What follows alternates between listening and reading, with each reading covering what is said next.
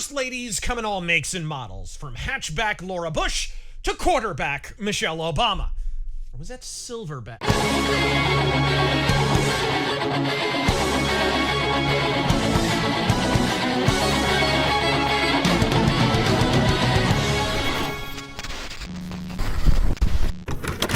The Paleolithic press have been dissecting the possibility for months. From NPR to PolitiFact, from Newsweek to MSNBC, and even a fair few outlets people actually read. Over the past 3 years, Michelle Obama's presidential prospects have had a bigger buzz than Kamala Harris on Mardi Gras. And the cause is crushingly simple. Have you seen Biden lately?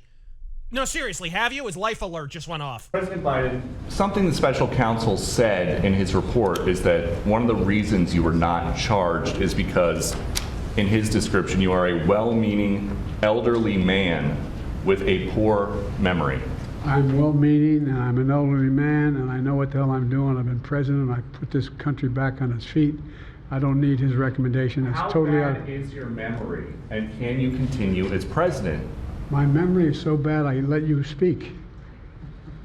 That's my For months when you were asked about your age, you would respond with the words, "Watch me." Many American people have been watching, and they have expressed concerns about your age. That is your judgment. That is your judgment.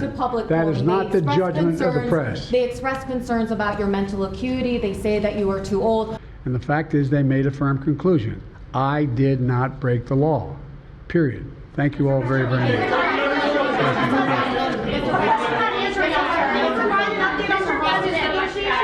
Visiting angels care so much.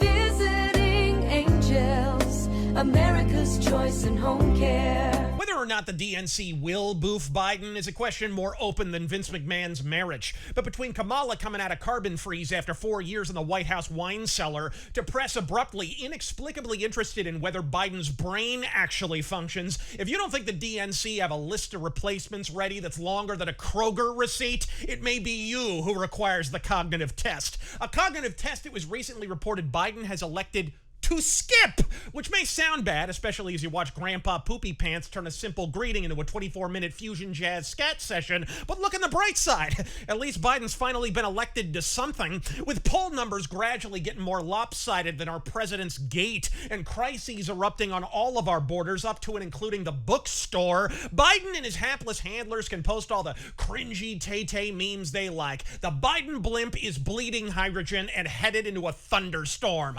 But will the DNC actually light up the Hinden Biden? I've said it before, and I repeat for the record. Only if they can line up someone whose internal poll numbers don't look like a hockey score. And let's just say that path has fewer branches than a British royal family tree. Gavin Newsom's poised to rack up a record second recall effort in a 5-year period, and that's in Cominternfornia, people. How do you figure San Francisco Bolshevism and bad plastic surgery is going to play in the hillbilly belt? Pete Buttplug's too busy ducking responsibility for what's happening in the American Palestine. How the hell's he going to deal with a Middle Eastern one? And Bernie's too busy collecting lakeside mansions for the inevitable commie reboot of MTV Cribs, which brings me to the other Obama. No, not Malik. Reality isn't anywhere near that amazing. Malik Obama is the only illegal alien who should be allowed to vote. No, friends, sadly, I am referring to the oft-bandied, seemingly inevitable ascent of Big Mitch Obama. Miach, if you will. And the reason why is easier to spot than Michelle Obama in Munchkin Land. A recent Times poll of prospective replacements put Big Mike above Kamala by over 5 points, and she is the vice president. The closest non-incumbent within striking distance was Hillary Clinton, trailing at only 12. God, if only murder victims were poll numbers. And with Michelle herself expressing, and I quote, terror at a prospective Trump three-peat, this has led to a surfeit of stink pieces proclaiming her a preferable alternative to the Chester-in-Chief. But to me, 2028 seems more Michelle Obama's size.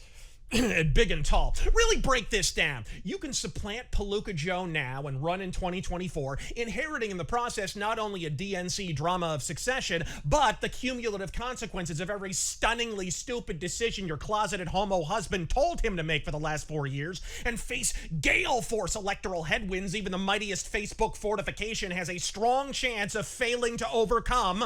Or Quasi-Hodo can hole up in the bell tower for 4 years, get her shoulders shaved down, and wait for the Big Mike musical number to start up in 2028, where she can stand center stage sans dementia-ridden distractions, replete with the luxury of playing populist savior to either left or right, depending on who ate an entire turd for the preceding term. If it's Trump, the script writes itself. Why elect a leathery old orange dude when you can elect a leathery old black dude? If it's after Biden, she answers the long-deferred clamor for fresh-faced leadership, perhaps even expressing support for term limits, and if need be, distancing herself from Barack's buddy by simply proclaiming, look, I ain't my husband, even if we both do pee standing up. And if the public expresses skepticism over that, she can present a purse full of presidential testicles as proof. Point being, Mongo Mike is sitting in the catbird seat, so why not learn a lesson from the foundering of the RMS Ron DeSantis and try not rushing things for once?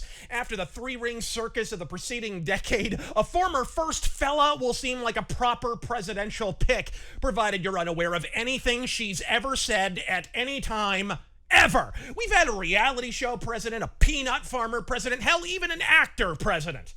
Answers to the name of Biden. So what the hey? Why not elect a nose tackle from the San Francisco 49ers? I'm Razor Fist. Godspeed.